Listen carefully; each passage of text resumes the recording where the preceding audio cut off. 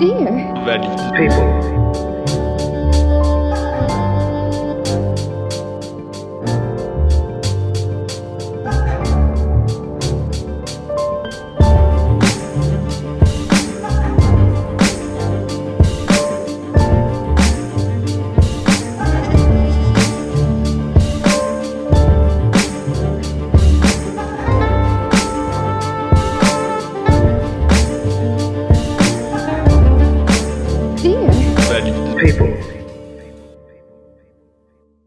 Et bonsoir à toutes et à tous en cette belle année 2024. Donc pour commencer, bonne année à tout le monde. Bienvenue à la nouvelle conférence de Dear Valley People. Donc Dear Valley People est une association sur le sujet du handicap. Il y a un premier objectif de rassemblement des personnes handicapées autour d'une émission du même nom qui s'appelle Dear Valley People, qui a 4 ans aujourd'hui, qui a eu différents formats. Aujourd'hui, nous sommes en public à la Gazette Café parce que on croit que la question du handicap n'est pas une question uniquement pour les concernés, c'est une question qui nous concerne tous. Et on a voulu rendre le sujet plus accessible et donc de pouvoir interagir avec le public présent. En fin d'année dernière, on a fait des conférences notamment sur la relation au corps, la communication en étant malentendant. Et pour ce premier thème de l'année 2024, on a voulu aller dans la continuité de ces sujets et on l'a intitulé « Comment le handicap influence les rapports intimes ». Avant d'aller un petit peu plus loin sur ce sujet et la présentation des invités de ce soir, je tiens à rappeler que la conférence est enregistrée. Donc c'est pour ça qu'on parle avec des micros. Et que ce très beau jeune homme avec son t-shirt Arch Enemy passera un micro sans fil parmi vous si vous avez des questions. Donc n'hésitez pas à lever la main et pouvoir poser vos questions. Pierre se fera un plaisir de vous le donner. Maintenant, place à nos invités de ce soir. Donc, je vais vous laisser vous présenter. On va commencer par qui ? Honneur aux dames. Bonsoir, je m'appelle Yael, j'ai 23 ans. Je vais parler un petit peu de mon handicap. Alors, moi, je me déplace en fauteuil roulant et aussi debout. Donc ça, c'est ce qu'on voit à l'extérieur. Et j'ai une paralysie cérébrale. Voilà. Et j'ai la même chose aux jambes, aux bras, et ça crée d'autres difficultés dans le corps. Voilà. Bonsoir Yael. Bonsoir Yael. Et Alex. Bonsoir, je m'appelle Alexandre, j'ai 25 ans et j'ai un handicap moteur. J'ai pas de muscles aux pieds et moins de muscles aux mains, ce qui fait que je peux me déplacer mais en boitillant. Donc pour commencer, vous, qu'est-ce que ça vous inspire le sujet du mois ? Comment le handicap influence les rapports intimes ? Alors c'est peut-être une question bête, mais déjà, est-ce qu'il influence les rapports intimes ? Oui et non, tout simplement. Oui et non, il n'y a pas de bonne réponse. Oui et non. Non, parce qu'on reste des êtres humains avec une sexualité ou non d'ailleurs, avec des rapports aux autres. Moi, je ressens pas beaucoup de différences au quotidien. Il y en a quand même, et on va en parler, je pense, un peu plus tard, sur, par exemple, le rapport de force qu'il peut avoir quand on est une personne qui a souvent besoin d'être aidée, le rapport aidant-aidé, voilà, des choses comme ça. Je pense aussi que dans chaque individu dans ses rapports intimes a des particularités, on n'est pas tous pareils, handicap ou pas. Néanmoins, le handicap a une place importante dans les petits gestes, dans les rapports intimes qu'on parle peu. En fait, on parle parfois de handicap en termes de mobilité, en termes de vie courante, mais dès qu'il s'agit de parler du handicap au point de vue sexuel, au point de vue intime, dans les rapports, les plus privés, de suite c'est un sujet tabou, et de suite c'est quelque chose qui est assez obscur pour la plupart des gens, alors que ça fait concrètement partie de la vie de tout un chacun. C'est tabou, et en même temps, selon le handicap, il y a plein de gens qui vont se dire mais comment il fait? Ou plutôt, comment il fait pas? Est-ce que tu peux? Ouais. Est-ce que tu as le droit? Je sais pas. On va faire une petite précision. Si on a choisi ce thème des rapports intimes pour rester large. On a voulu parler autant des relations amoureuses, des relations sexuelles éphémères que des relations amicales et la relation aux autres de manière plus générale. Moi, j'aimerais rebondir sur ce que tu as dit, Alex. Ça dit que les gens ils se posent la question de comment on fait pas, que c'est un sujet tabou. Et en même temps, moi, j'ai l'impression que c'est le seul sujet à la bouche des gens. C'est-à-dire que quand on parle de handicap, très souvent, très régulièrement, le sujet, la sexualité en l'occurrence, revient sur la scène. Est-ce que vous ressentez les mêmes choses, vous, de votre côté? Je pense que dans le handicap, principalement, vu que c'est un peu du voyeurisme, on sait tous que l'être humain il est très voyeur sur la vie des autres, sur un peu ces petites différences. Et personnellement, en tout cas, ce que j'ai pu ressentir, c'est plus une notion de qu'est-ce que tu peux pas faire et jusqu'où tu ne peux pas aller, c'est précisément ça que les personnes souhaitent savoir, c'est tes non-possibilités. Ils veulent pas savoir de quoi t'es capable, qu'est-ce que tu peux faire dans ta vie, ils veulent savoir qu'est-ce que tu ne peux pas faire. Et pour eux, c'est très important de savoir tout ce que tu ne peux pas faire, à la place justement de pouvoir découvrir la personne telle qu'elle est, avec ses propres compétences, ses propres spécificités. Mais on préfère se raccorder au « Ah non, ça tu peux pas, ça. T'aimerais quand même peut-être le faire. Ah, dommage. » C'est plutôt ça que j'ai pu ressentir. Et puis, les handicaps sont tellement différents les uns des autres, et même dans la même maladie, il y a tellement de différences, pas les mêmes singularités que, en fait, même si moi, aujourd'hui, je vous réponds par rapport à moi, ça sera pas les mêmes réponses. Enfin, c'est tellement spécifique, et moi, j'ai envie de rebondir sur le fait que on m'a jamais trop posé la question de en sexualité, en intimité, ce que je pouvais faire ou pas faire, parce que je suis un peu une cachée. Quand on a un handicap invisible, moi, pendant des années, j'ai joué les valides. Et mes handicaps, c'était des petits soucis de santé. Et je me présentais comme ça, et donc j'ai jamais senti la différence. Après, il y en avait, je pense qu'on va en parler plus tard, mais sur quand on voit une fragilité en une personne, des positions de faiblesse, comment on va agir sur cette personne. Et moi, je me suis retrouvée dans des situations où je ne contrôlais pas tout, parce que et j'étais dans le déni parce que je me sentais pas handicapée à ce moment-là, et la personne portant dans les yeux de l'autre, des fois il y avait ce ressenti de faiblesse, en fait. C'est intéressant ce que tu dis, ça revient à ce que tu disais pendant notre préparation.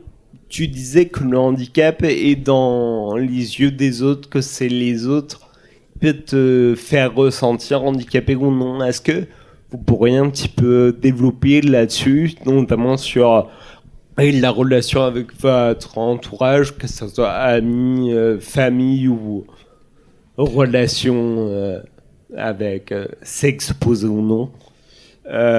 Est-ce que vous pourriez un petit peu nous parler de ça? Comment ça se passe en fait? Est-ce qu'avec des gens vous vous sentez plus handicapé qu'avec d'autres, par exemple? Ou est-ce que c'est plus compliqué que ça? En vrai, le handicap, c'est dans les yeux des autres. On en a déjà parlé, mais c'est assez intéressant. Je vais vous dire deux faits différents. Un, c'est le rapport personnel, en tout cas, à la masculinité. Qu'est-ce que c'est qu'être un homme handicapé? Qu'est-ce que c'est qu'être... Est-ce que ça fait de moi un homme ou pas? C'est une question qui est compliquée pour certains. Pour donner un peu de contexte, j'ai beaucoup avancé dans un environnement très masculin où mon père est en mode bon, il faut pas que tu pleures. Si tu pleures, c'est quand même que t'es un peu voilà. Des bails un peu comme ça, et plus le handicap qui me rendait faible physiquement, ça c'était des choses complexes à gérer. Et quand on commence à rentrer dans le sport et dans les dimensions très masculines, les amis que j'ai, ils avaient du mal à se positionner par rapport à moi. Est-ce qu'on est égaux? Est-ce qu'ils sont là pour m'aider? Est-ce qu'ils sont là par pitié ou par je sais pas? Et une phrase qui est assez intéressante qu'un ami, pourtant un ami proche, m'a dit, mais pourquoi tu continues à faire ça? Parce que on était au sport et je me suis fait un peu éclater la gueule. Et il dit, mais pourquoi tu continues? C'est quoi parce qu'on parlait de défaite, de victoire et de tout ce qui est un peu l'univers masculin. Il me dit, mais tu continues, il y a un sens à ce que tu fais ou je me suis rendu compte que effectivement, sans handicap, c'est très dur de situer les choses et de comprendre la valeur d'une action pour moi. Et lui, pour lui, c'était sans but. Et pour terminer sur le rapport opposé, j'ai eu quand je bois, très souvent, j'oublie que je suis handicapé. Je me dis, ça passe. Et je vais raconter, mais j'étais très éméché. Et dans cette soirée-là, où je pensais à être le roi du monde pendant quelques heures, j'ai abordé une personne en lui demandant son numéro de téléphone, disant qu'elle était très jolie, etc. Et en vrai, tout ce que je vous dis, c'est très incertain parce que j'ai peu de souvenirs. Mais j'ai un souvenir, c'est que j'avais un numéro de téléphone quand je suis rentré chez moi, ou en tout cas quand je me suis réveillé chez moi. J'avais perdu des vêtements d'ailleurs en chemin. J'étais encore habillé, mais j'avais perdu la veste. L'abus d'alcool est dangereux pour la santé. Effectivement. Mais voilà, du coup j'ai ce numéro de téléphone et j'ai envoyé un message et comme toute personne n'ayant aucun souvenir, je dis écoute, je ne sais pas ce que j'ai fait. Je suis désolé. Néanmoins, j'espère que tu vas bien. Est-ce qu'on peut se voir? Et surprise, il me dit oui. On se voit le lendemain. Cette fois-ci, je ne bois pas, évidemment. Dès les premiers rapports, elle me dit écoute Alexandre, tu es très courageux. Je dis courageux. Je me dis peut-être que quelqu'un qui l'aborde, c'est courageux. Et je pars sur ça. Une incompréhension. Elle me dit voilà, tu es très courageux. Rarement, on m'a fait ça. Je me dis toujours rapport à séduction, ok. Elle me dit tu sais, c'est la première fois que quelqu'un comme toi me parle. Et, quelqu'un comme moi, je suis assez unique, je le savais, mais quand même. Quelqu'un qui boit. Quelqu'un qui boit.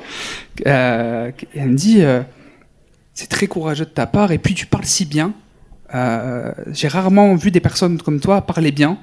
Et là, j'essaie de définir quelqu'un comme moi. Je dis mais qu'est-ce que t'entends? Tu parles de la drague de rue, tu parles de la drague en bar. Elle me dit ben non, un semi-homme. Et je me suis dit le Hobbit peut-être.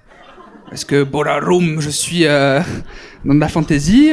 Est-ce que c'est parce que je fais 1m20? J'étais en train de réfléchir et elle me dit non mais les gens diminuer. Et là, diminuer. D'accord.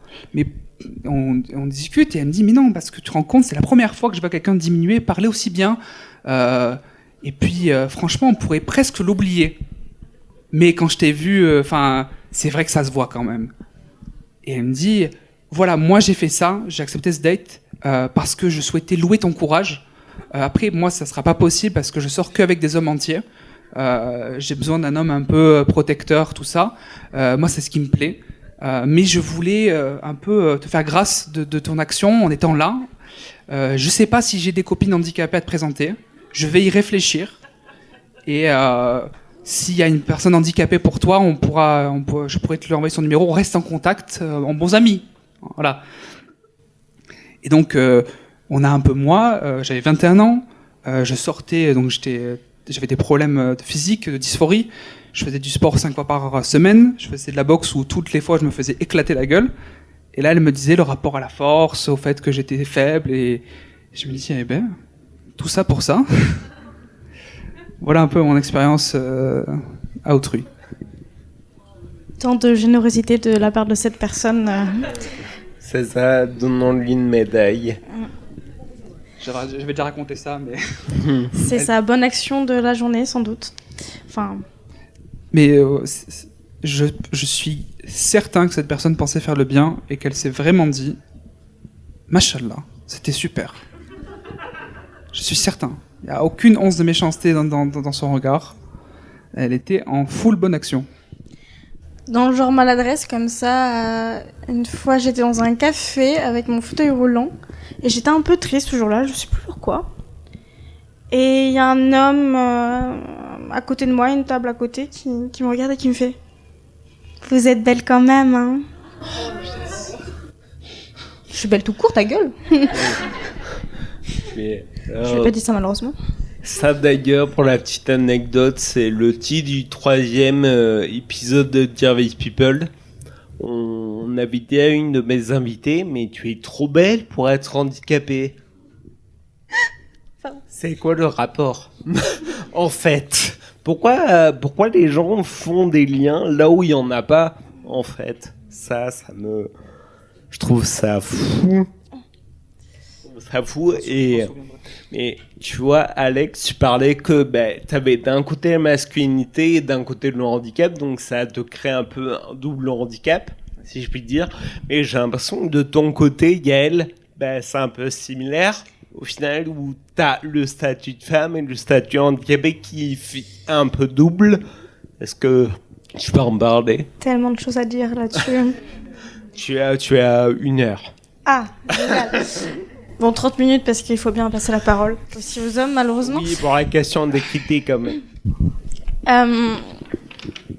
Ouais, alors je sais même pas par où commencer, je sais même pas par où commencer. Est-ce que tu te rappelles de là où je voulais en venir? Moi, je pense qu'on peut parler de plein de choses, mais en tout cas, Si. t'as redit le fait que tu es triste, et ça, c'est quelque chose qu'on t'a reproché aussi. Oui. Je trouve ça fou.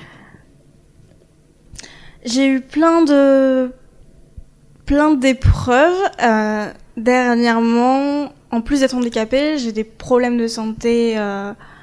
Voilà, c'est lié à mon handicap, mais pour moi, c'est un peu séparé. C'est mon handicap, je l'accepte. Y a pas de souci. Les problèmes de santé, en plus, quand ça se dégrade, c'est différent pour moi.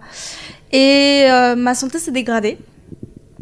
Et j'allais pas bien, j'ai fait une dépression, j'ai beaucoup pleuré.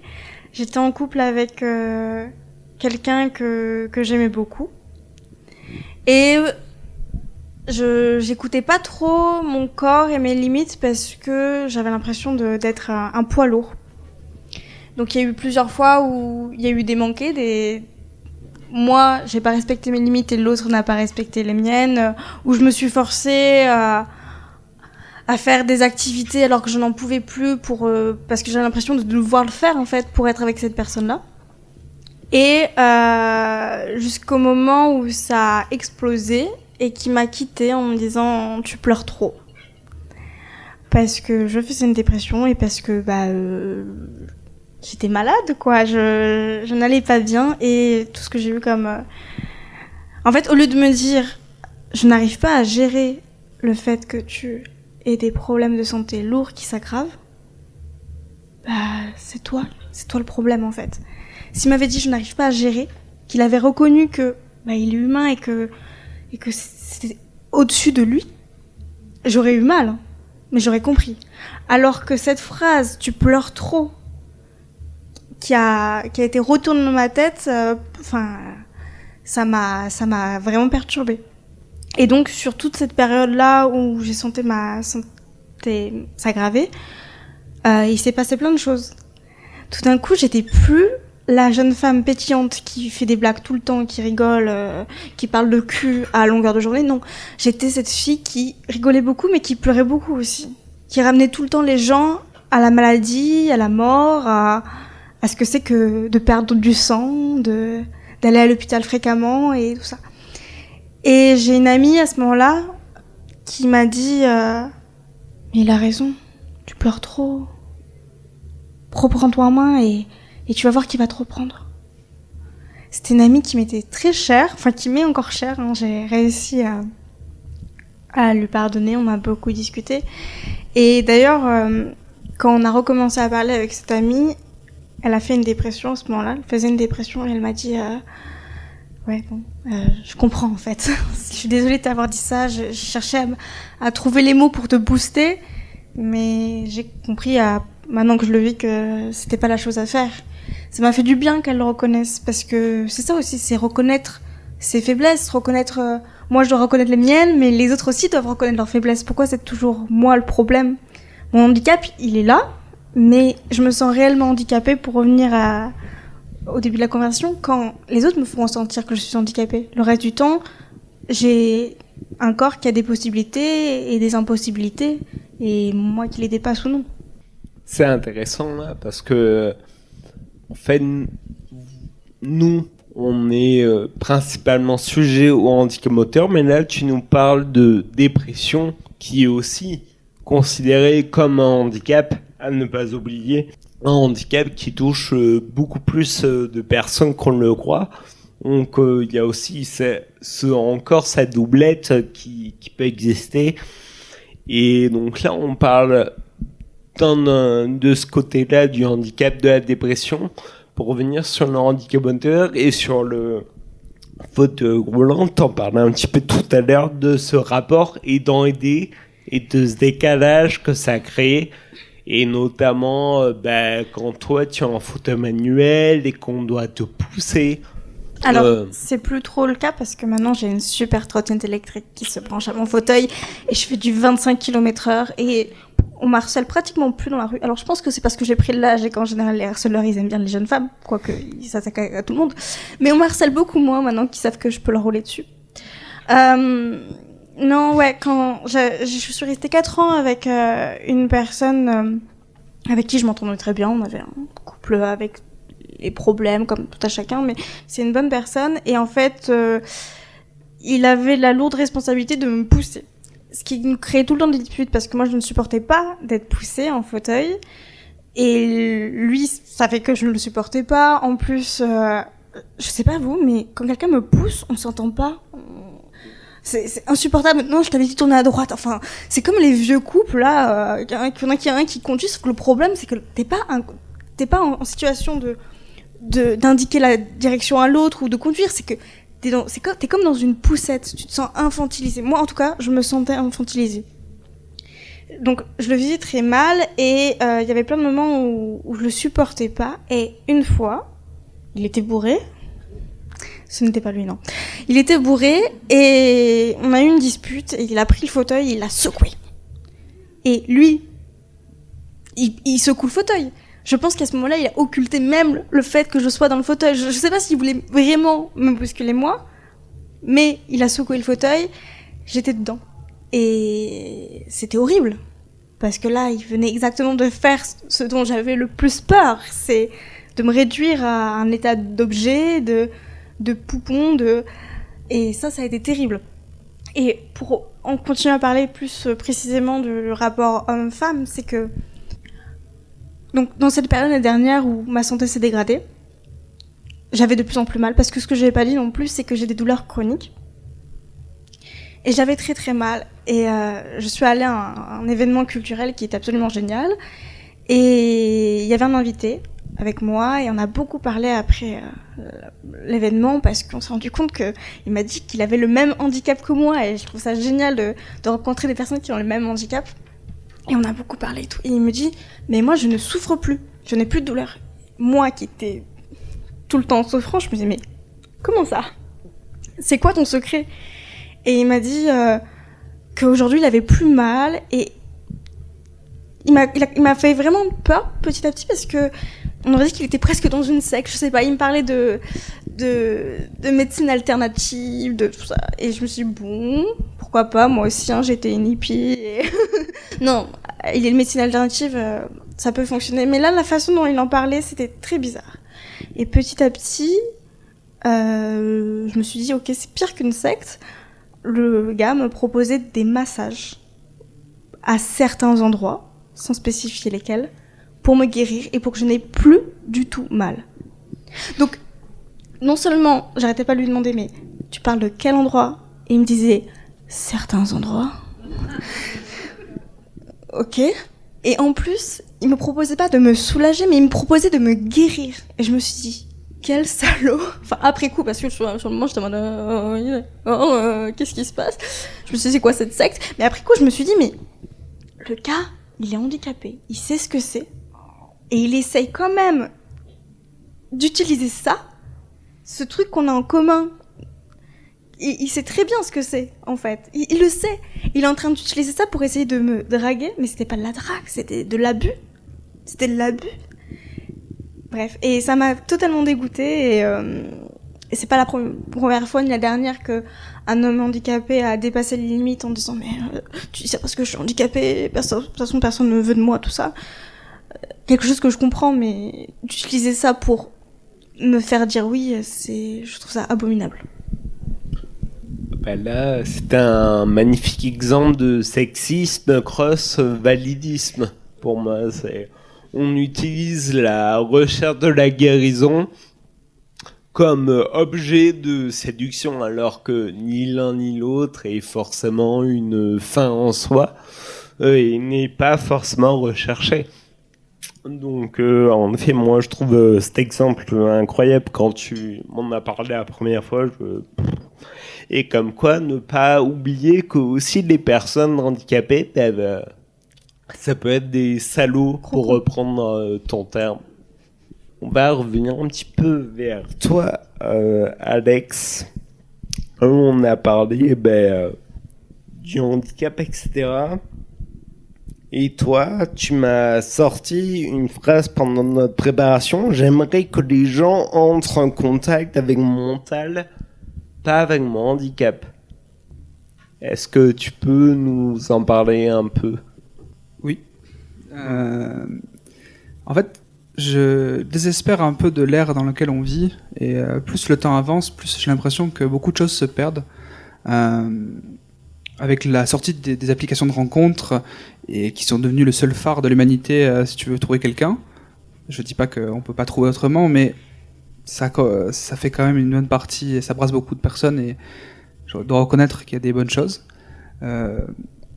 Mais quand on a un handicap physique, c'est très difficile de se présenter. C'est très difficile de dire qui on est par rapport à ce handicap. Et en handicap invisible, je suis toujours dans la case du milieu. Je suis ni avec le FC handicap, ni avec le FC valide. C'est très compliqué ce genre de case, et j'ai envie de pouvoir être moi, et c'est très difficile de me trouver à travers toutes ces cases. Et quand on est dans les rencontres, j'ai eu ce problème de le présenter, le handicap, dire, et en fait maintenant je le dis dès qu'on se voit, je mise tout sur mon physique gracieux et mon regard de braise, et j'espère que ça passe, parce qu'effectivement toutes les fois où j'essaie de l'écrire, c'est très dur de dire alors en fait j'ai pas de muscles dans les pieds, mais en fait si je peux marcher, mais en fait si en fait j'ai fait du sport, non mais en fait pas tout, voilà, donc c'est pas possible. C'est à dire que pour beaucoup c'est pas de pied, pas marcher. J'ai dit bah si en fait je peux quand même marcher. Marcher, bah du coup on va randonner, et non. Et donc voilà, il y a toujours ce deux poids deux mesures, et en fait dans le handicap invisible il y a ce côté de toujours le rappeler à la personne, et dire bah en fait non, ça je peux pas. Ah si, ça je peux, ça je peux pas. Et du coup, tu passes, en fait, tu fais un statut valide, invalide, valide, invalide tout le temps. C'est-à-dire que t'es jamais serein sur ton état personnel dans ta relation, parce qu'à chaque fois, tu repasses en statut invalide. Ah non, ça je peux pas. Et pour un peu raconter des histoires perso, parce qu'on est là pour ça, dans beaucoup de dates, au moment où tu te dis je suis handicapé, c'est beaucoup de peu cher, le syndrome peu cher. Moi je viens de Marseille, donc je connais bien. C'est pas méchant, mais un peu quand même. C'est-à-dire que quand tu vois quelqu'un, tu te dis je suis handicapé, il dit peu cher. J'espère que ça va. Tu dis mais on n'est plus dans un rapport de séduction en fait, on est un rapport de de quoi, de tu vas me donner des croquettes. Non, peu cher quand même, ça doit être dur. Oui, non, mais on s'en fout, en fait, c'est bon, je t'ai dit que j'étais handicapé, maintenant on peut passer à autre chose. C'est juste qu'effectivement, je marche comme je marche comme une personne très exubérante, un mélange entre le capitaine Crochet et quelqu'un qui sort d'un asile. Bon, maintenant qu'on est au courant, tu le sais, je le sais, on peut avancer. Et non, parce que c'est quand même... mais ça va, toi? Bon, à part, comme tu dis, la dépression, le climat, j'ai mal un peu au genou, et non, quoi. Ah non, ça va par rapport au handicap. Ah ben, on peut passer à autre chose. Et non, parce qu'en fait, à partir du moment que tu le dis, ça va vraiment être une fixette, et il y a surtout le côté, en plus en 2024, c'est très... ça te dérange pas qu'on en parle, hein? C'est tabou ou pas? Tu penses que j'ai le droit de te poser la question? Tu vas le prendre comment? Ah, la fameuse question. Ah ouais, Qu'est-ce qui t'est arrivé? C'est un accident. C'est un peu ça. Et du coup, c'est terrible parce que tu passes, c'est beaucoup de gentillesse, donc tu as pas, voilà. Mais c'est beaucoup d'intrusion, alors qu'au final, juste on est en train de marcher. On va pas signer pour l'Ironman tous les deux. Je vais pas être ton partenaire. Juste, on va discuter, on va boire une bière. Boire une bière, je sais faire. Oui, tu nous l'as dit ça. Jusque-là, c'est bon. Donc il y a ce truc-là, et après il y a ma mère qui est handicapée aussi, elle m'a parlé. Est-ce que mais moi je l'aurais écrit. Mais écrire handicapé directement, ça laisse beaucoup de choses se sous-entendre dans l'esprit des gens, et comme ce que du coup je terminerai, c'est par rapport à la phrase que je t'ai dit. J'aimerais qu'on rencontre la personne que je suis avant de suite dire il est handicapé, il a ci, il a ça. Dans les rencontres, c'est deux personnes, on partage beaucoup de choses, et je suis certain que si t'as envie de faire, je sais pas, des balades en forêt, si t'as envie de faire quelque chose, on peut quand même vivre ensemble. On peut quand même vivre une merveilleuse histoire, que t'aimes la randonnée, la nature, la course de fond, le ski. Mais je serais heureux pour toi. Parce qu'en amour, ce que beaucoup de gens oublient, c'est qu'on n'est pas obligé d'être tout le temps ensemble, en fait. C'est ça le truc fou. C'est que moi, je peux te regarder faire du ski et être super heureux. Je peux t'attendre avec un chocolat chaud et il n'y aura pas de souci. En fait, il n'y aura pas un moment où je me sentirai lésé. Il n'y aura pas un moment où je me dirais « Oh la salope, elle s'en va, elle me laisse seule, oh, putain !» Non. Marseille. Les origines. Marseille, bébé. Les origines. Donc voilà, il faut arrêter de penser ça. Et être amoureux, c'est être heureux pour l'autre, tout simplement. Et je pense que c'est beaucoup ce qu'oublient les gens.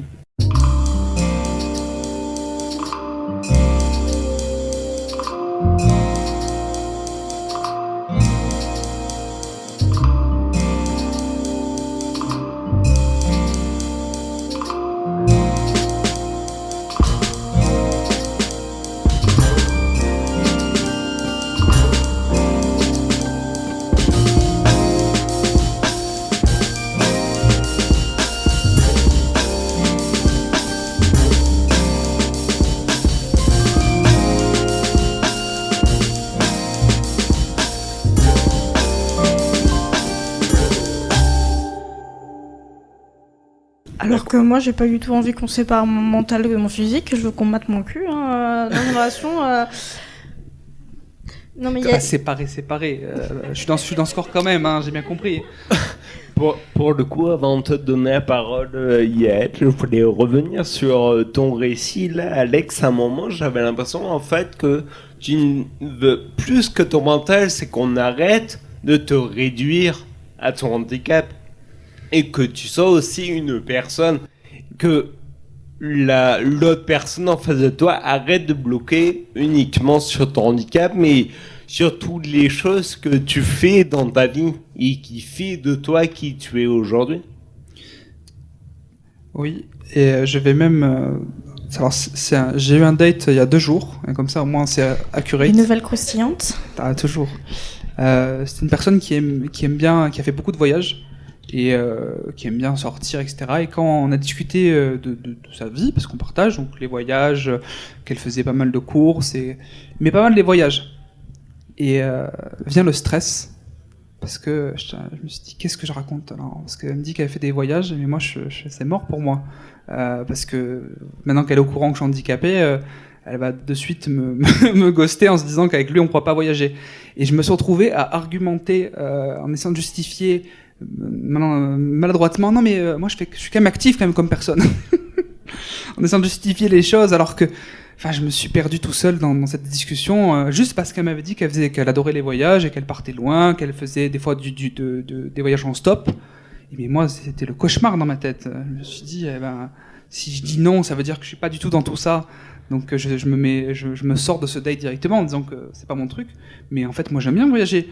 Mais forcément, quand t'es handicapé, t'aimes bien voyager, mais j'aime bien savoir où je vais, j'aime bien savoir s'il faut beaucoup marcher, j'aime bien savoir si j'ai un plan B, tout ce genre de choses. Moi, je fais des carnets de voyage avec tous les accès, tous les trucs possibles. Enfin, je voyage très peu, mais quand je me déplace, en tout cas, c'est carré, c'est ça. On est d'accord. Pour te déplacer, t'es obligé de savoir un minimum ce que tu fais. Je peux pas me dire, je pars au Pérou comme ça. Hein. Les seules fois où j'ai fait du stop, j'ai fait des choses comme ça en jouant les valides, mais je me suis fait tellement mal. Je n'appréciais pas du tout le voyage parce que j'avais tout le temps mal. C'est pas... Mais oui, je comprends cette idée de toujours dire non mais ça je peux faire, ça... En fait, tu te retrouves dans une justification constante de... Alors oui, j'ai dit que j'étais handicapé, mais je peux faire ça. Non mais je t'assure, on pourra quand même peut-être faire un truc ensemble.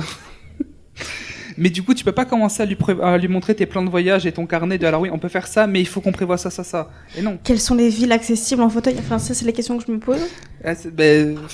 C'est plus une question de est-ce qu'on va marcher longtemps? Est-ce que je serai un boulet parce qu'il y a 30 secondes reparler de ce rapport à la masculinité, mais ce rapport d'être un poids pour l'autre. Beaucoup de personnes considèrent que, à tort ou à raison, je vous laisse penser ce que vous voulez, mais effectivement, il y a ce rapport de est-ce que tu dois quand même aider? T'es l'homme, tu dois faire quelque chose. Le problème, c'est que l'homme, voilà, je me casse la gueule facilement par terre, on fait ce qu'on peut. Donc, je me dis, elle qui kiffe les voyages, mais je vais être une torture, je vais être un tourment pour elle. Elle va venir une fois avec moi, pas deux. Donc, forcément, il y a ce rapport qui est très compliqué par rapport à qu'est-ce que c'est mon rôle dans un couple, et de le redéfinir avec le handicap. De redéfinir mes points forts, mes points faibles, mais forcément, c'est quelque chose qui est pas commun pour des personnes valides qui doivent d'un coup se dire « Ah non, en fait, est-ce que c'est... comment gérer les choses ?» Et au cas où vous posez la question, dans les rapports, vu que je suis sorti aussi avec des hommes, les hommes, ils partent directement dans le syndrome du protecteur. Dans le syndrome de « je te porte ton sandwich ». Je te demande « Ah bah, au cas où il allait m'écraser les bras, le sandwich, merci ». Je te porte la chaise au cas où. Ah, je te fais ça. Et je la raconte en 2 secondes. Celle-là, elle est pas mal. Vas-y. Un date, tout le long, il a tout porté. Vraiment, s'il pouvait me porter moins, il hésitait un peu quand même. Les portes, il les ouvrait. Mes chaises, elles se tiraient toutes seules. Le sandwich, il arrivait presque, il me tenait le sandwich pour que je le mâche. Au cas où, on ne sait pas, hein, quand même. Donc j'avais beau me justifier, je lui disais, tu sais que moi je suis un dur, hein, je fais la bagarre. Hein. Et il me dit, tu veux un peu de crème? Je t'apporte la crème. Je me suis dit, ok, il est assistante médicale en même temps. Le temps qu'il me propose pas d'aller aux toilettes avec moi, bon, on est serein. Et de bout en bout, il m'a raconté comme quoi il était très ouvert d'esprit et qu'il voulait vraiment, il comprenait tout à fait. Bon, comprenait tout à fait, je me suis dit, quand même. Il m'accompagne jusqu'à chez moi. Dans cette histoire, il y a beaucoup d'erreurs que j'ai commises. L'erreur d'avoir dit oui. Écoutez, dans la vie, il y a souvent des moments où on dit oui, et après on dit oui à un autre truc, et c'est pas bon. Généralement, c'est avec les 3 oui. Au bout de 3 oui, t'as perdu. Et au 3e oui, on était chez moi, ce qui était une erreur considérable. Et il commençait à vouloir jouer à touche pipi avec moi. Mais bon, je lui ai dit que c'était gentil, mais je devais aller partir à la fac. C'est faux.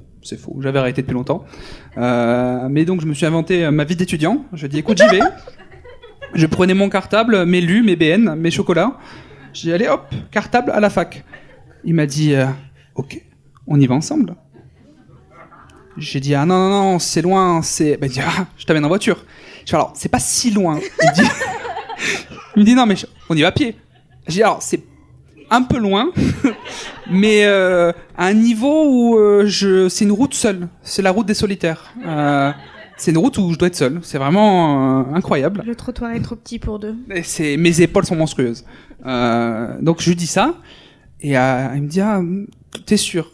Tu vois, ça va? J'ai dit, oui, c'est sûr. Ah, c'est archi sûr. Et il me dit, t'es un peu timide quand même. Je réfléchissais à toutes les conneries que j'ai sorties dans toute ma vie. Je me suis dit, oh, timide, ouais. Et j'y vais pour lui faire la bise. Et donc, toujours dans ce truc protecteur, bon, après, moi, je suis un nain, mais il est très, très grand.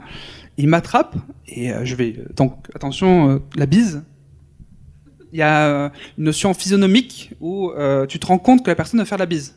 Il y a un moment, c'est la bise. Et en fait, pas du tout. Il m'a attrapé la gorge, et il m'a dit... je comprends, t'es un peu timide et tout, mais t'inquiète, ça va aller. Et il a commencé à m'embrasser.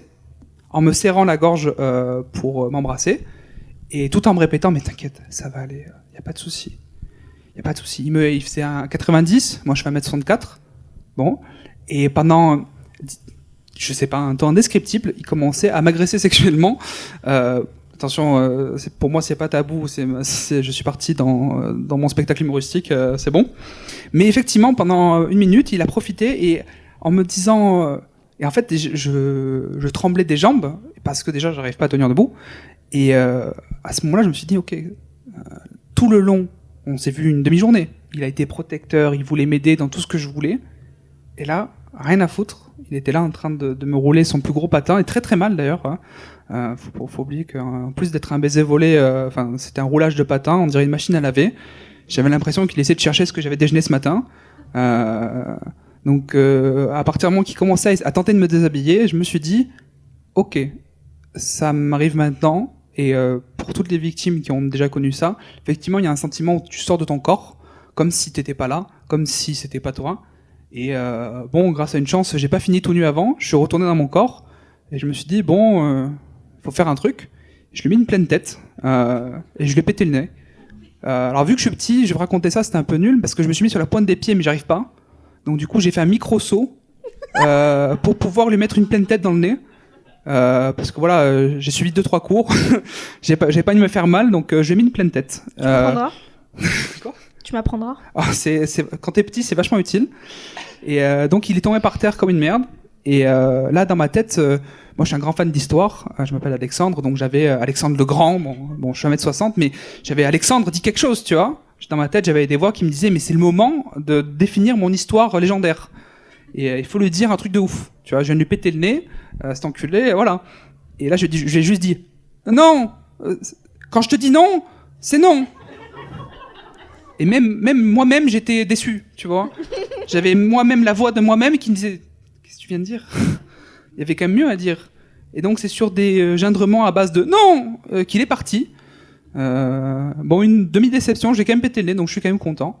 Mais voilà, c'est ce genre de truc qui arrive quand la personne, je pense, s'est dit qu'elle avait une position de puissance sur moi, en sentant ma faiblesse physique de marche et de tout simplement d'existence.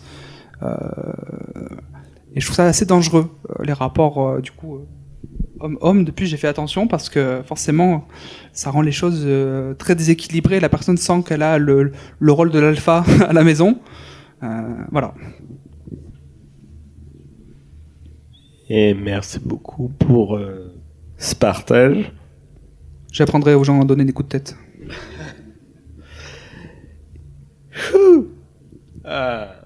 Une petite histoire que tu viens de nous raconter, mais en effet, moi j'entends plein de choses aussi qui font écho à ma situation, même en étant hétéro, c'est ce danger de l'injonction aussi à devoir protéger le faible et devoir être là. On a l'impression que ça offre cette position de domination de personnes valides déjà de manière générale, qui va avoir des formes d'expression différentes pour tout un chacun. Et en même temps, on peut le voir aussi que c'est pas uniquement c'est homme de manière générale, et peu importe envers qui ça peut être. Donc ce syndrome du sauveur-là, c'est quelque chose de extrêmement dangereux dans nos situations.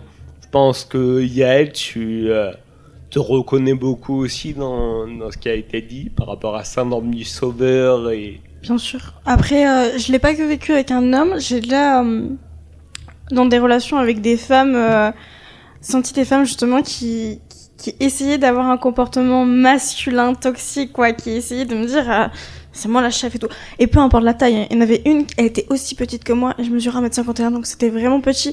Mais non, c'était ce truc de vouloir dominer l'autre dans les relations, c'est quelque chose de très répété. Et je me suis perdue dans ce que je voulais dire, mais dans la rue, quand je marche dans la rue et qu'on voit mon léger boitement, Comme je disais tout à l'heure, ça m'arrive beaucoup plus souvent d'être harcelée parce que j'ai l'impression que c'est là que la personne me repère en fait, repère sa cible, voit dans mon boitement une fragilité. Et clairement, si on me court après alors que je suis à pied, c'est difficile. Je l'ai déjà fait, j'ai déjà échappé à des voitures qui me poursuivaient, des trucs comme ça, mais c'est pas évident. Alors qu'avec une trottinette, c'est plus simple. Mais c'est vrai qu'il y a beaucoup ce mot, ces mots de puissance et de diminution qui reviennent. T'es diminué, tout à l'heure, avant le podcast, on parlait du mot impuissant. Toujours ce truc comme si le pouvoir, c'était ça la base de la relation. Le rapport de force. Ouais. En effet, le rapport de force, il est toujours là, mais déjà, je pense que la première étape, c'est de le voir et de le reconnaître, et ça, je pense que c'est rare. Ça demande beaucoup de communication, et je pense c'est rare d'arriver à un tel niveau de communication, en fait, où on peut reconnaître quand l'un ou quand l'autre est en situation de domination ou pas. Et en fait, je pense que ça peut arriver à n'importe qui, n'importe quel moment, et que le but, c'est de ne pas laisser cette personne dans cette position-là. Parce que je pense que même moi, en tant que personne handicapée, je suis en fauteuil roulant, mais en fait, je pourrais très bien être en domination de quelqu'un. Et là, je pense notamment aux relations que je peux avoir avec des auxiliaires de vie, où en fait, je peux devenir extrêmement toxique. Mais très facilement avec une auxiliaire de vie, parce que c'est son travail de t'aider, mais si toi t'es pas responsable de ton côté, mais tu peux être tellement affreux. Et je pense qu'il y a tellement de personnes handicapées qui le font sans s'en rendre compte. Donc ça demanderait peut-être une forme d'éducation aussi. On parle beaucoup d'éducation sexuelle, notamment dans les établissements avec des personnes ayant un handicap mental. Et je pense qu'il y a aussi cette éducation-là, en fait, à la notion de domination, qu'elle peut être partout et chez n'importe qui, en fait, peu importe son genre, peu importe son statut valide handicapé, en fait.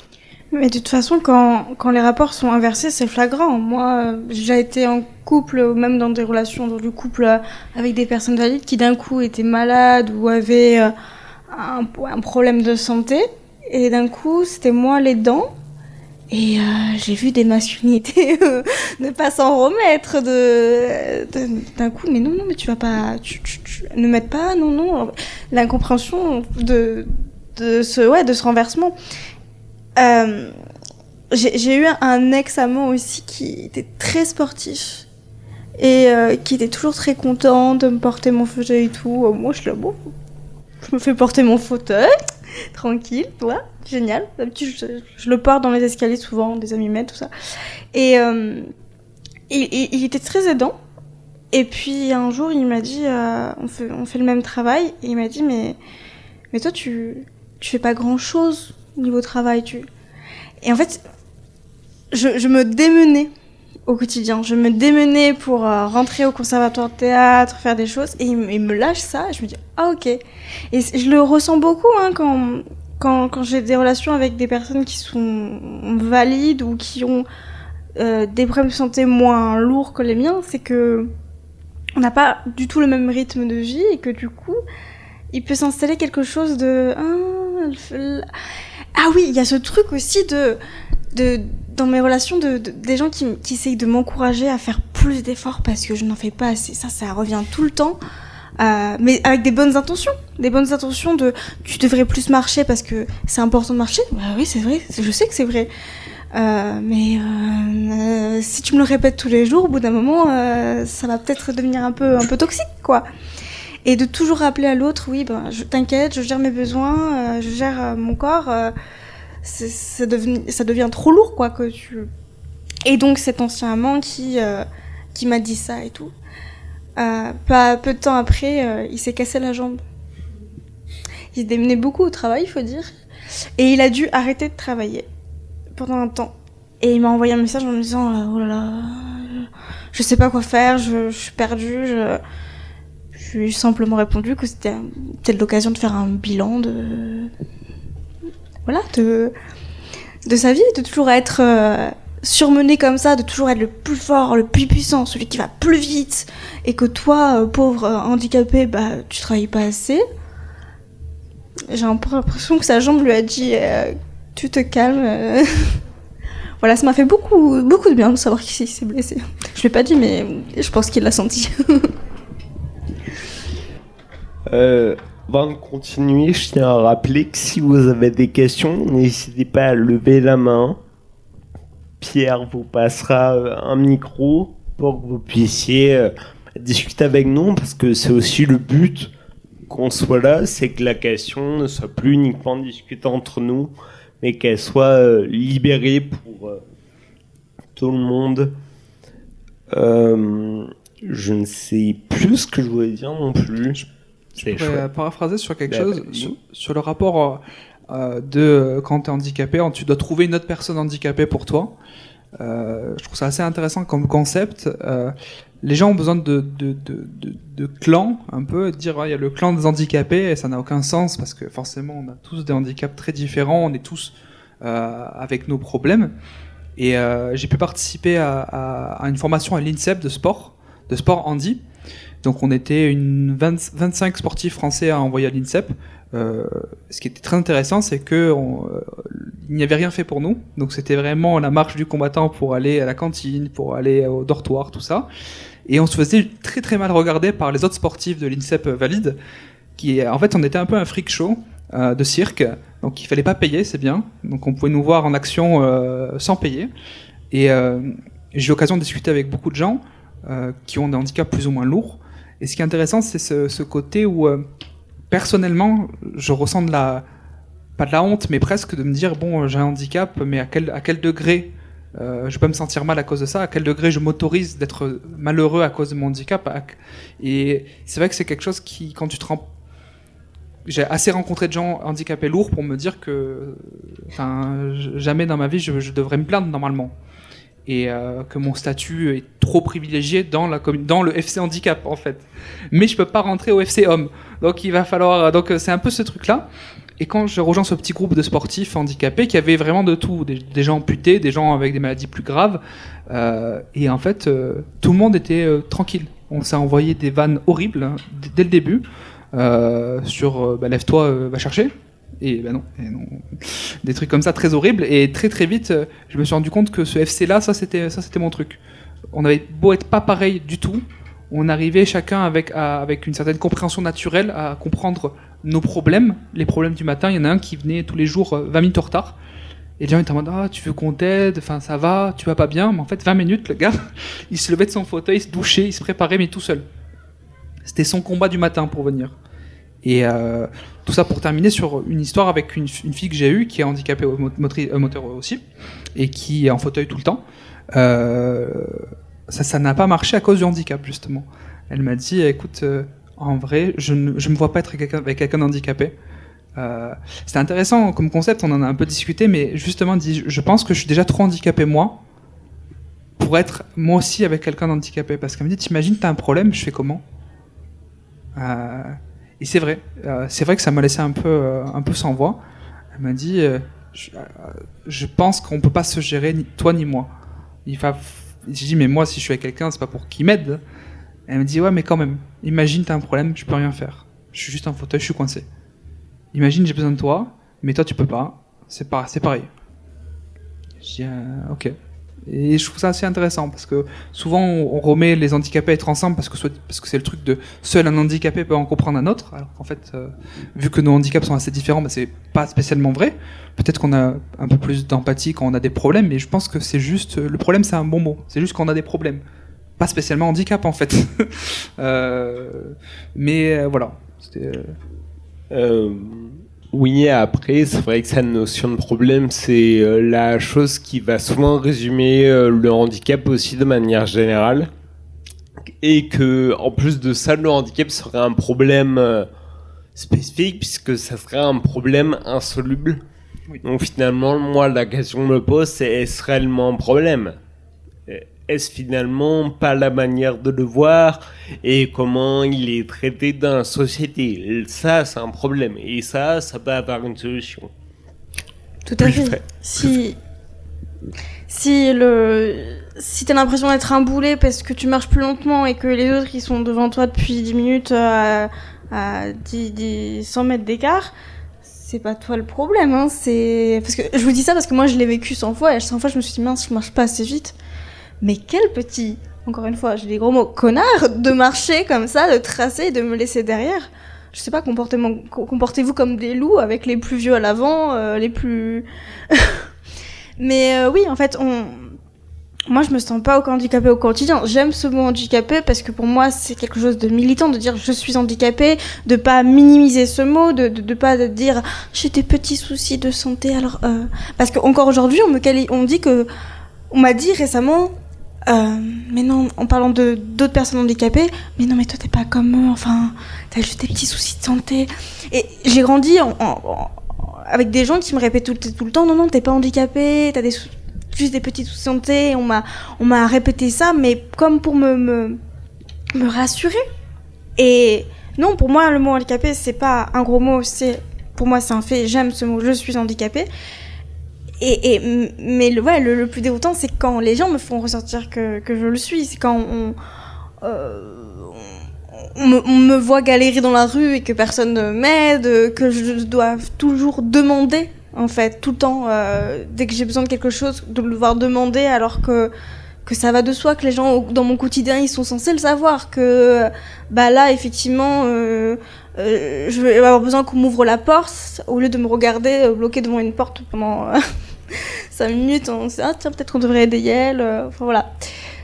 Je crois qu'il y a une question, c'est ça? Oui, tout à fait. Bonsoir. C'est pas tout à fait de question, mais je voulais réagir à deux choses de vos propos, car le monsieur à la chemise disait que quand il vivait avec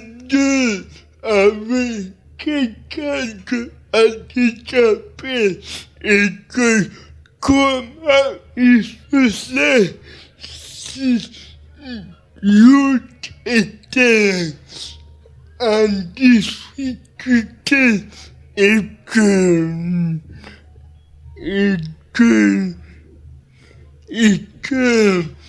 je peux pas l'aider moi actuellement un couple ma chérie elle est à l'étranger. Je viens de me mettre un appartement tout seul. Je suis originaire de Saint-Étienne. Mon pays est une ville adaptée. Mais ça, c'est à propos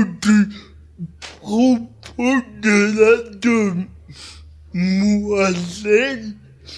Du coup, pour parler au problème au cas où, si il m'arrivait un pépin dans mon appartement, si j'étais tout seul, j'ai pris une télé assistante et vous avez, c'est à mon cas où je suis seul à Montpellier, vous avez 7 opérateurs de télé assistance qui vous demande pas de personnes de confiance qui vous relient directement avec les pompiers et c'est les pompiers qui viennent vous aider.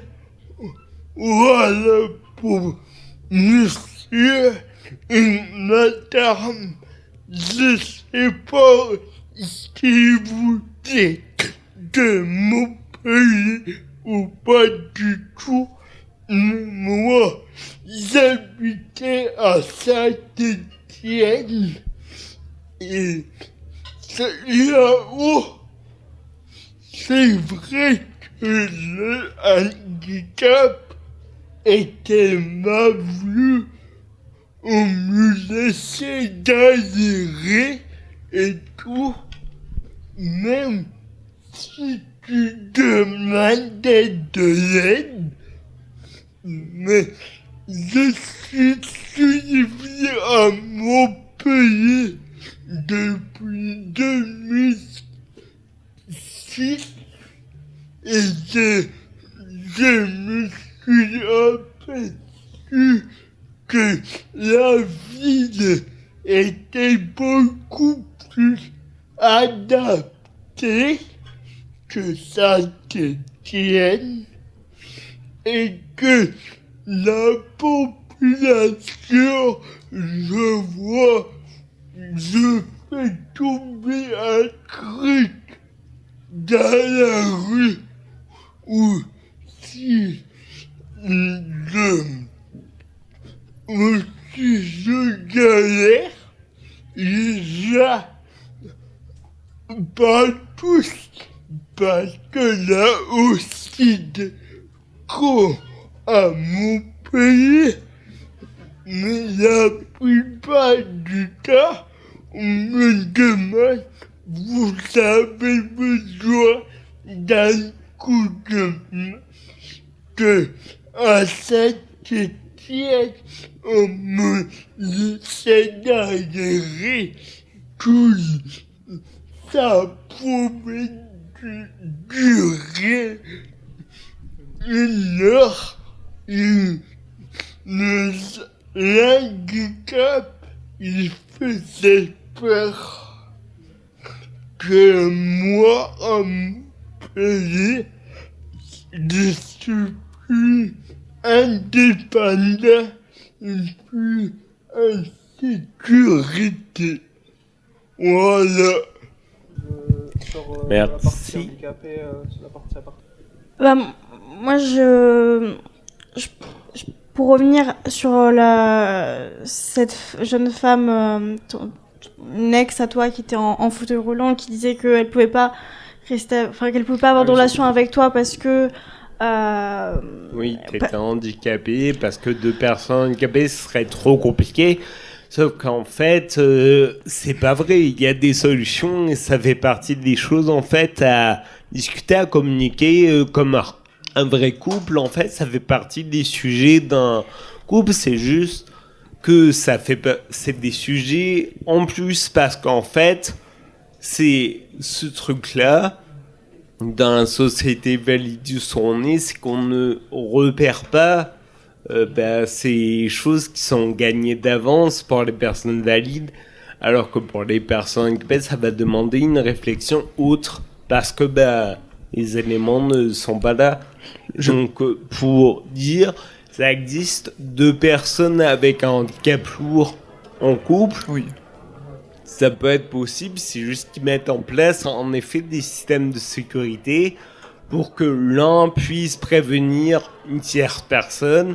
C'est aussi la mise en place d'auxiliaires de vie H24 qui va permettre cette sécurité-là. L'auxiliaire de vie, ça a beaucoup de rôles et ça a encore pas assez mis en avant aujourd'hui.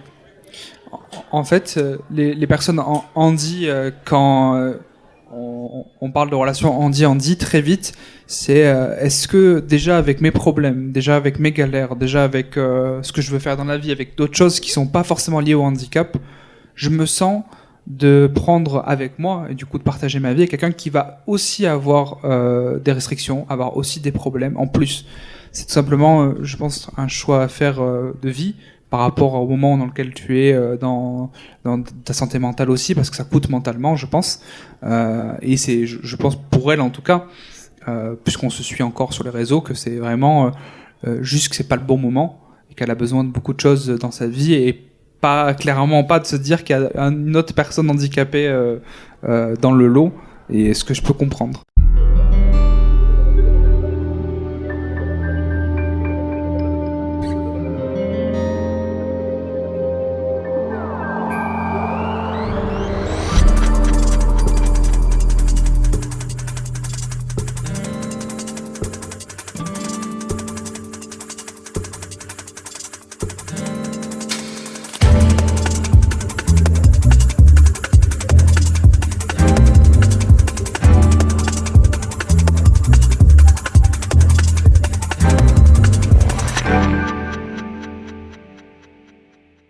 Que je peux comprendre aussi, et puis d'ailleurs c'est très bien de se dire bah voilà, de donner ses limites, en fait, de réaliser qu'on peut pas, que effectivement c'est trop pour nous.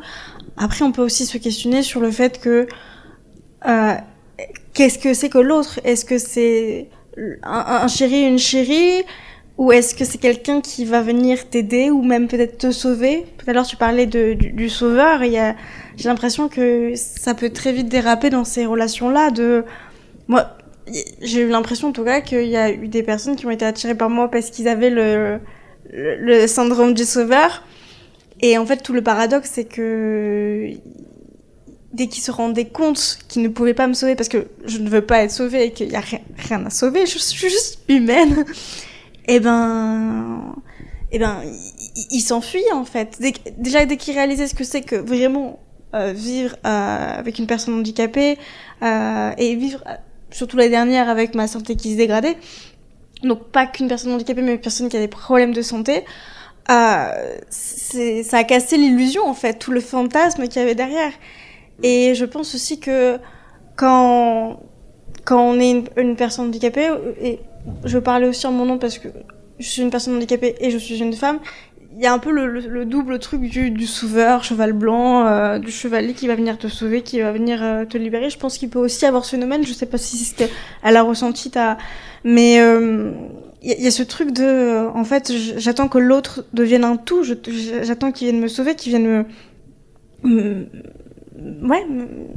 parce que il me faut une personne, et en plus quand on est handicapé, on peut très vite isoler.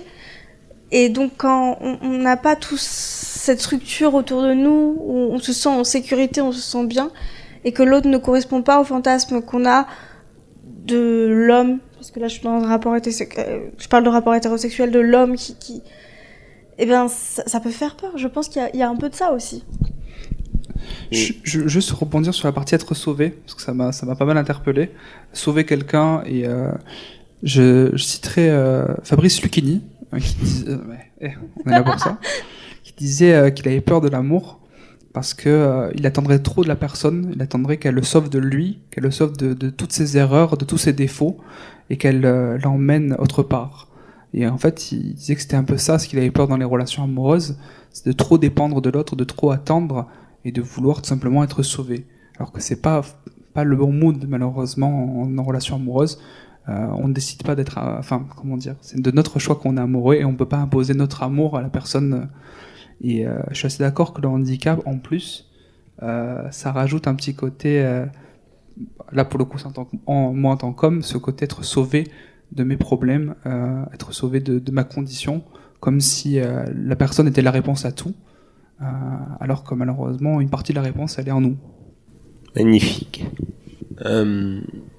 Moi, je vais revenir un petit peu par rapport à la relation handi-handi. Tu disais, Alex, que la personne, elle se pose la question de, avec tous mes problèmes, avec mes projets de vie, avec tout ça, est-ce que je veux donner une place à une personne avec ses problèmes et ses projets de vie? J'ai l'impression que c'est déjà une question que tout le monde se pose de manière générale, et d'autant plus, c'est aussi la question que se pose des personnes valides par rapport à des personnes handi, c'est-à-dire cette question que les hommes qu'ils obsèdent, c'est est-ce que moi, je pourrais faire ça, et que la réponse est souvent non. Ils te disent très souvent « Ah mais moi, si j'étais à votre place, je me suiciderais. »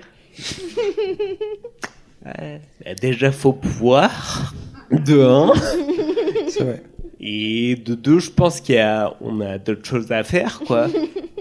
Et c'est ça, moi, que je trouve fou dans le handicap, et cette notion de critère aussi, moi, que j'entends depuis le début, c'est qu'on redécouvre des choses et qu'on se réinvente.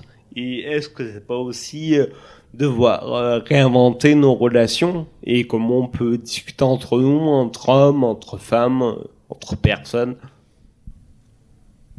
Se mettre à la place d'eux, se dire à moi ta place, je pourrais pas. Après c'est beaucoup de gens qui voient ça comme une perte parce que c'est partir de j'ai ça et on t'enlève quelque chose. C'est-à-dire quand on t'enlève quelque chose, quel est mon mental après ça? Mais ces gens-là sont ridicules. Il suffit de parler à des gens qui ont été blessés, des gens qui ont subi ce avant-après. Et le premier truc, c'est qu'on empêche ces gens-là de se suicider. C'est vrai. Et pour le coup, ils ont raison. C'est que dans les maisons où la personne se rend compte qu'elle ne pourra plus marcher, bah, elle est suivie psychologiquement contre justement ça. Contre les pulsions où tu te dis bah, j'ai tout perdu. Mais en fait, très vite, on ne peut pas s'imaginer le avant-après. À part le vivre, c'est impossible. Moi, j'ai jamais eu d'avant. Donc du coup, forcément, quand je suis en lien avec des handicaps qui ont eu le avant-après, on se comprend pas. Des gens qui ont connu le monde d'avant, qui me racontent comment avant ils couraient, comment avant ils étaient, comme ci, comme ça. Et maintenant, non. Du coup, on n'a pas le même dialogue. Moi, j'ai toujours été dans cette situation-là. Ma mère l'a toujours été. Et on a une sorte de même si on est handicapé, pareil, entre guillemets, au même niveau, à la même intensité, on n'arrive pas à se comprendre. Moi, jusqu'à 20 ans, je me suis dit, ouais, le sport, les autres, l'extérieur, c'est pas pour moi. Je suis handicapé de toute façon, donc c'est mort. Et à 25 ans, cette année, et c'est pour ça que je suis à Montpellier, j'ai découvert le handisport à 25 ans. C'est quand même, d'après beaucoup de gens de mon club, une preuve que je suis sacrément con. Parce que j'ai fait 5 ans de sport en valide, et en me disant que je pouvais pas rejoindre des handisports, parce que c'était pas fait pour moi. Et c'est un peu ce truc-là qui est qui est très obscur. Les handicapés peuvent faire du sexe, les handicapés peuvent faire du sport, et ces notions-là sont très abstraites pour beaucoup. Et du coup, j'aime bien, moi, en voiture, dire je fais du rugby, et tout le monde me fait ah putain c'est génial. Après, je fais du handi-rugby, et là c'est du quoi? En fauteuil. Ah, mais t'es pas en fauteuil, toi. Ah, t'es une fraude. Je sais. Donc il y a toujours ce truc de après t'es pas assez handi pour les gens. Donc des fois soit t'es trop handi, soit t'es pas assez handi. Donc ouais, je pense que même dans la version du handicap, c'est difficile de se comprendre tout simplement. Moi, en tout cas, ce que je comprends, c'est que quand on est handicapé invisible, c'est...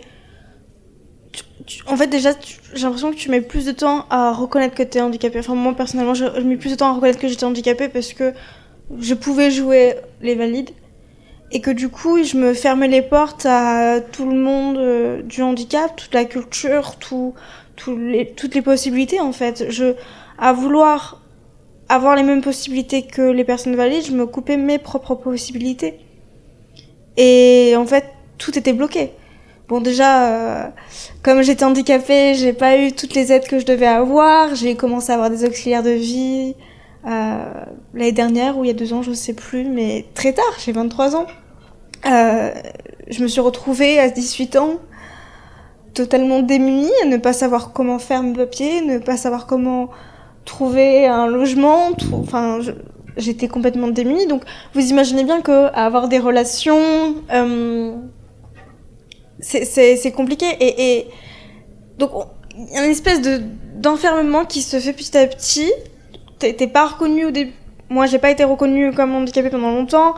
T'as pas toutes les aides, t'as pas une vie quotidienne bien rangée. Du coup, là, ton handicap, il est lourd. Parce que rien n'est adapté pour toi, et donc tu évolues avec une haine de ton corps. Tu le détestes parce que t'as l'impression que c'est celui qui t'empêche de t'ouvrir au monde. Et puis un jour, tu découvres en fait que ton corps, c'est aussi l'être qui va te libérer. C'est pas un sauveur, c'est ton corps qui te libère, c'est ton esprit, c'est toi-même. Et d'ailleurs, je t'en parlais tout à l'heure, Alex. Moi, je suis très contente d'être ici. Et c'est justement, on apprend à aimer mon corps, ce qui est pas totalement fini comme travail. Je pense que c'est un travail toute une vie, mais c'est en aimant mon corps, en apprenant à aimer toutes les vergetures dans mon corps, tous les plis de graisse, tous les sourires, tout ça, que j'ai appris aussi à ne plus avoir mal physiquement. C'est en découvrant ma sexualité solitaire, en découvrant ma sexualité à plusieurs. C'est d'un coup, comme ça, t'es juste un être humain, et tu oublies la douleur, ton corps qui te crée tout le temps de la douleur, là, il te crée du plaisir, en fait. Et tu pourrais pas y arriver, tu pourrais pas être dans l'abandon de toi-même et dans l'abandon à l'autre si t'acceptais pas, en fait, que ton corps, c'est pas ton ennemi, mais c'est celui qui t'accompagne. Et voilà, c'est ce que je ressens en tout cas. Là, on ressent en effet qu'il y a des différences entre vous deux. Là-dessus, enfin, vous n'êtes pas totalement au même niveau. Alex a dit un truc aussi pendant la préparation, moi, que je trouve étonnant et qui me donne envie, qu'on en discute ce soir, c'est-à-dire d'exprimer mon handicap m'apporterait des mauvaises choses. Ouais, on en a discuté et effectivement, on n'est pas sur le même point de vue. Je pense, en tout cas, après, j'ai encore du temps de grandir, mais je pense pas pouvoir dire je suis fier d'être handicapé ou qu'importe, ou j'aime bien mon handicap, ou je suis comme ça. C'est toujours quelque chose que je préfère mettre sur le côté. Ça fait partie de moi, je suis pas aveugle, jusque-là je suis au courant, mais dans la vie de tous les jours, dans la vie que j'ai vécue, donc attention, je tiens à dire que c'est pas une généralité, c'est juste que j'ai vécu moi, c'est peut-être moi qui suis un peu stupide ou qui n'ai pas compris les choses, mais j'ai fait beaucoup de choses dans la vie qui m'ont amené à échouer. C'est pour ça que mon futur spectacle, ça sera à la gloire de mes échecs extravertis, parce que c'est un peu ça. J'ai fait de la musique, on m'a dit d'arrêter parce que je pouvais pas avec les doigts. J'ai fait des choses qui à la fin se sont arrêtées avec le handicap. Bref, tout ça pour dire que le handicap a toujours été le point final de mes envies. Et j'aime pas qu'on me dise quoi faire, en fait. Et j'aime pas qu'on me dise fais pas ça, fais ci. Donc j'ai vraiment testé beaucoup de choses. Et à chaque fois, le handicap m'a dit non. Donc ce corps-là qui me dit non une fois, deux fois, trois fois, quatre fois, c'est pas un corps que je peux aimer. C'est pas un corps que je peux apprécier dans la vie de tous les jours. Et après, c'est comme ça. Je suis dans ce corps-là, c'est la vie. Il y a pire, il y a moins pire. C'est tout ce que je me dis. J'ai fait un bilan il y a pas très longtemps pour vous dire que tellement le handicap c'est complexe parce que on met tout sur le dos du handicap, mes problèmes, ma vie, tout ce que tu veux. Et à un moment, mon père m'a dit écoute, t'es un peu bizarre, faudrait quand même voir si on s'est pas trompé sur toi. Je dis quoi? Il dit non parce qu'en fait, écoute, c'est vrai qu'on a toujours dit que c'était le handicap, mais t'es quand même bizarre. Peut-être que t'es plus que handicapé. Donc je suis super handicapé. Non, peut-être t'es autiste ou je sais pas, différent quoi. Donc j'ai découvert à 24 ans que mon père avait un peu flippé de moi et il a décidé de payer 500 balles pour faire un bilan complet de moi psychologique. Donc je me dis 500 €, j'aurais pu faire des trucs avec. J'ai 2-3 idées, mais je me suis retrouvé à parler de mon handicap à un psy avec mon père à côté qui voulait absolument savoir si on s'était pas trompé sur mon compte et que le handicap avait pas caché une partie de moi, une partie d'un retard mental, quelque chose. Donc il lui a dit, il pleurait beaucoup quand il était jeune. C'est bizarre ça, non? C'est pas un truc normal ça. Et à la fin, la psy m'a juste fait un bilan et je me suis dit, c'est juste moi. J'avais peur en fait du résultat, mais au final, plus elle me parlait, plus je me dis, merci pour me dire qui je suis, mais j'ai 24 ans, je suis au courant. Donc quand on est dans ma situation, on a juste fait le bilan de quelles sont mes qualités, quels sont mes défauts. Il faut trouver des armes pour jouer différemment. Moi, j'aime bien parler, j'aime bien l'humour. Heureusement moi, ça m'a beaucoup aidé. Mais là, de se dire que le handicap était un peu la cause de tout, c'est faux. Dans votre vie d'handicapé, en tout cas, tu passes par des dépressions, par justement des troubles peut-être mentaux, quoi que ce soit, qui n'ont aucun rapport avec le handicap, en fait. Mais qu'on a tendance à se justifier, à dire « Ah, mais il a une enfance particulière, etc. » Alors que moi, c'est juste les problèmes de famille qui m'ont dérangé, pas forcément le handicap. Enfin, voilà, j'ai envie de dire le handicap comme excuse. C'est quelque chose qui m'a beaucoup marqué durant mon enfance. Maintenant où je suis plus âgé, c'est plus une excuse pour moi, c'est juste une partie de moi. Ça fait partie du lot à prendre avec d'autres défauts. Parce que en fait, le handicap, c'est pas un défaut en soi, c'est plus une caractéristique à comprendre et à s'approprier. Et dans les relations que j'ai pu avoir, je suis sorti avec une personne qui était très hétéronormée.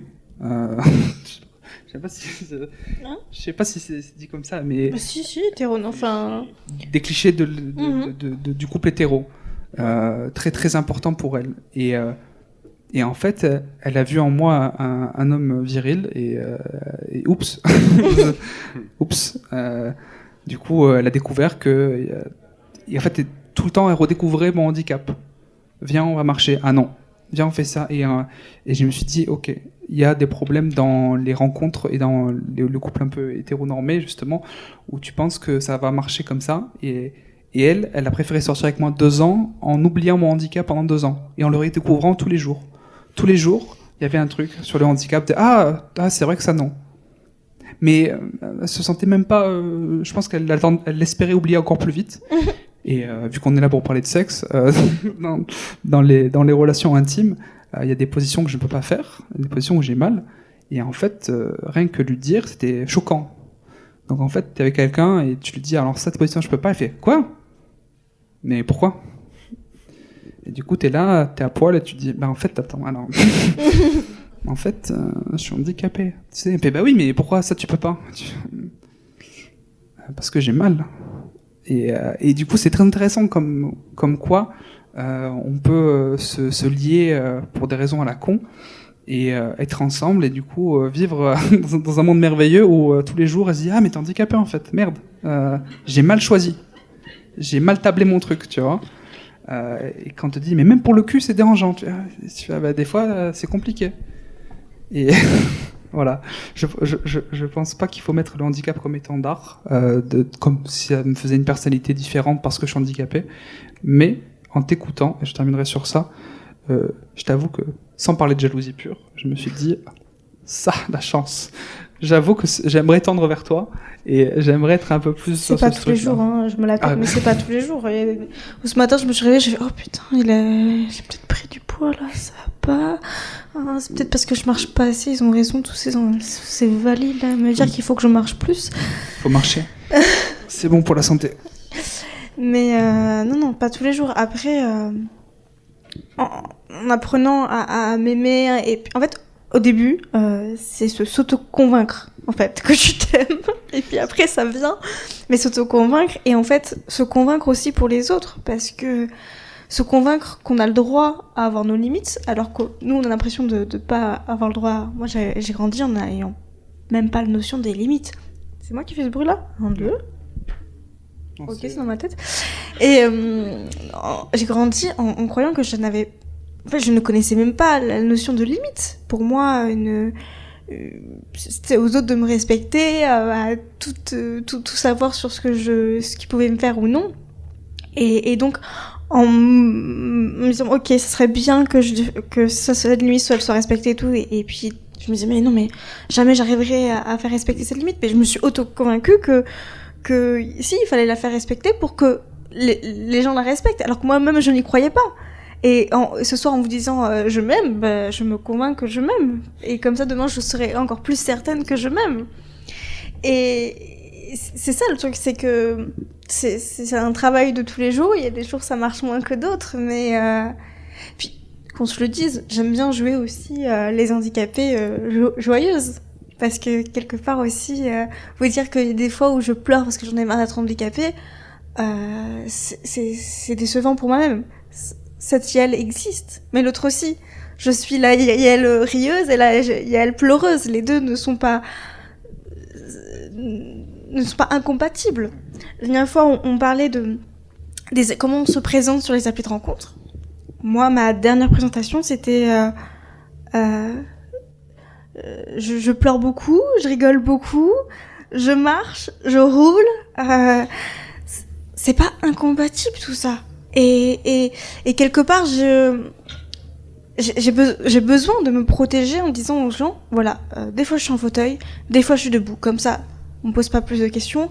Des fois je ris et des fois je pleure. Et je pleure beaucoup, hein, et je ris beaucoup. Mais parce que je n'ai pas envie qu'on me reproche de pleurer beaucoup ou de rire beaucoup. Je veux, quelque part, à dire tout le temps, je suis handicapée, j'ai tout ça, tous ces défauts, toutes ces qualités, je suis tout ça, bah je me protège. Et je pense que ça fait le tri aussi. Ça fait du mal, hein, de voir que potentiellement on pourrait attirer moins de personnes parce que on a toutes ces caractéristiques-là, mais on tombe aussi sur beaucoup moins de cons. J'adore ce mot con.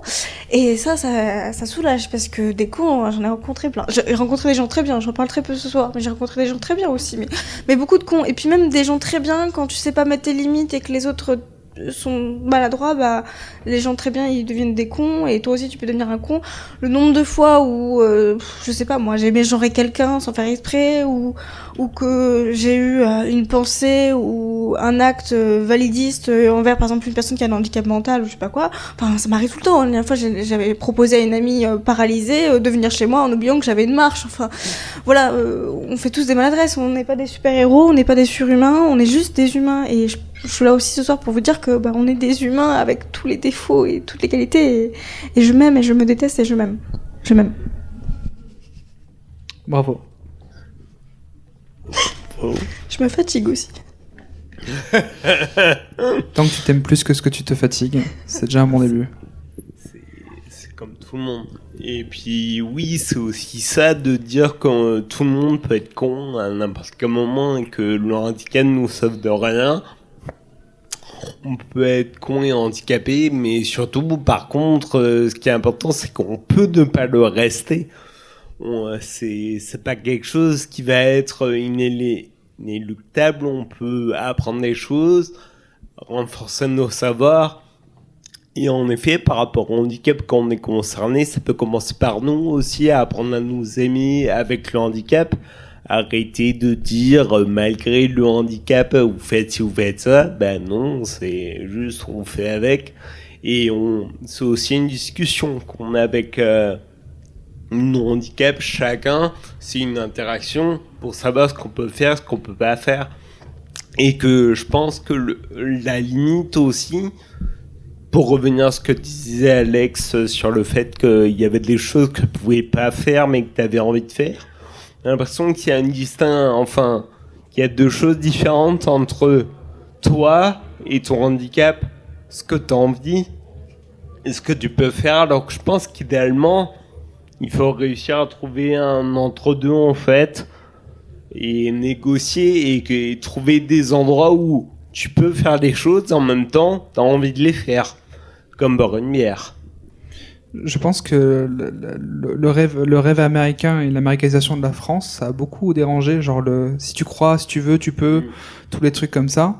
De dire oui, mais tu te rends compte qu'un mec au Nicaragua, bah, il peut grimper des collines avec un doigt et demi. C'est vrai. Mais pourtant, moi, dans ma vie, j'ai toujours essayé plein de trucs. Et c'est pas pour autant que je suis tombé dans ces statistiques du gars qui arrive à faire un truc que personne n'arrive à faire, mais en fait, si. Et donc, trouver ses limites, ouais. Mais je trouve ça important je pense que les rencontres et essayer ses limites, c'est ce qui a pu le plus me rapprocher du bonheur réel et véritable. J'avais essayé un cours de lutte brésilienne et le gars au bout d'un cours, très beau le gars, faut quand même que je raconte, il est vraiment très très très beau, vraiment très très beau. Et la lutte brésilienne, on est très très proche, vraiment très très proche. Et à un moment il me dit de mettre ses mains en dessous de ses parties génitales, enfin bref c'est une autre histoire, mais c'est beaucoup ça la lutte. Et à la fin il m'a dit écoute mon garçon, tu as des problèmes? Je dis oui. Et il me dit est-ce que tu peux faire ça? Je dis, non. Il me dit est-ce que avec de l'entraînement tu peux faire ça? Je dis non. Il me dit j'ai pas volé ton argent, faut pas que tu fasses ça, c'est pas fait pour toi. Du coup j'ai pas pu le revoir. Mais c'est un peu ça, ce truc de tester jusqu'à ce que tu trouves un truc qui te plaise. Et les rencontres, en tout cas bénéfiques, comme cette personne-là que je me rappellerai toute ma vie. Mais je trouve qu'il était très gentil de me dire, écoute, je vais pas te voler ton argent, tu peux pas, c'est tout. C'est le plus grand remède du handicap, je pense que c'est les autres. C'est rencontrer des gens. C'est apprécier des nouvelles rencontres et pouvoir apprendre. Et j'ai beaucoup appris juste grâce aux autres. Et c'est ce qui m'a un peu sorti de la tourmente. Comme quoi, les autres peuvent te faire ressentir handicapé, comme en même temps, ils peuvent être aussi le remède à ton mal-être. Donc, c'est rigolo, cette dichotomie que ça peut changer très, très rapidement. Gaël, est-ce qu'il y a des choses que tu aimerais dire par rapport à ce qu'a dit Alex? Non, moi j'ai l'impression que l'heure tourne et je voulais juste dire une dernière chose, mais qui est un autre sujet. Donc si vous voulez continuer à parler de ça et que je reviens après, il n'y a pas de souci. Moi ce que je voulais dire, c'est que c'est très important si vous envisagez ou que vous êtes dans une relation avec quelqu'un d'handicapé ou qui, je sais pas moi, qui a vécu un viol, qui a vécu du harcèlement, je ne sais trop quoi, éduquez-vous. Parce que Alex en a pas mal parlé, la charge mentale de toujours dire à quelqu'un, de toujours expliquer ses besoins, c'est éprouvant. C'est éprouvant de toujours devoir dire à tout le monde et répéter surtout, répéter tout le temps des choses qui sont essentielles pour nous et qui sont essentielles, il n'y a pas d'autre mot. Et s'il vous plaît, éduquez-vous, recherchez sur internet. Quand vous avez une question à poser à une personne qui est différente de vous, demandez d'abord à internet en fait. Peut-être qu'elle aura la bonne réponse parce que je suis sûre qu'il y aura plein de gens qui ont déjà posé la question. Après, attendez aussi. Si vous voulez poser la question à cette personne, attendez un petit moment de la rencontrer vraiment avant de tout de suite lui dire « Bonjour, tu t'appelles comment? T'as quoi comme maladie ?» Voilà, il y a des choses à faire aussi. Quand quelqu'un vous parle d'une violence qu'il a vécue, la première chose à dire, c'est « Je te crois ». C'est « Je te crois ». Il y a des choses à faire et ça devrait être normal que la personne n'ait pas à vous dire tout le temps comment elle aimerait que sa parole soit reçue. Là, je vous parle des violences, mais ça peut être de plein de choses. Voilà, éduquez-vous aussi et même des personnes handicapées, éduquez-vous aux autres handicaps, c'est vraiment très important. Oui, tout à fait. Amen à ça. Et aussi, on n'a pas trop eu le temps d'en parler ce soir, mais aussi le handicap, en fait, peut être une porte vers l'intimité de la personnalité de quelqu'un. Et ça peut être un sujet de conversation comme un autre qui peut avoir une profondeur extrême. Là, je vais un peu parler pour moi aussi peut-être, mais il y a cette question en effet de vous éduquer sur Internet pour avoir des idées générales, mais aussi quand vous discutez avec une personne handicapée, partez du principe que vous ne savez pas. Et posez vos questions jusqu'au moment où la personne vous dira stop, ou vous dira non, en fait. C'est aussi ça qui va former le cadre, qui va permettre à une relation de progresser ou pas, et d'avoir une forme de complicité, parce que le handicap, c'est aussi ça peut créer une complicité extrêmement forte, qu'il n'y aurait pas sans. Et sur ce, on va terminer là cette conférence du mois de janvier. Je rappelle le titre, c'était « Comment le handicap influence nos relations intimes ». Je remercie nos invités du mois d'avoir accepté notre invitation. Et je vous remercie à vous d'avoir été présents et présentes ce soir. N'hésitez pas à nous retrouver sur les réseaux sociaux, Facebook, Instagram. Nous avons une chaîne YouTube où l'émission sera disponible en rediffusion à partir du mois prochain. On remercie la Gazé Café et Radio F Plus pour le traitement de l'émission. Et n'hésitez pas à venir nous voir le mois prochain. L'émission sera le mardi 13 février à 18h. N'hésitez pas à prendre vos agendas. Bonne soirée à tous et à toutes.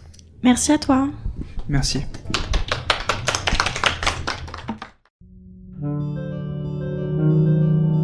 Dear. Valide. People.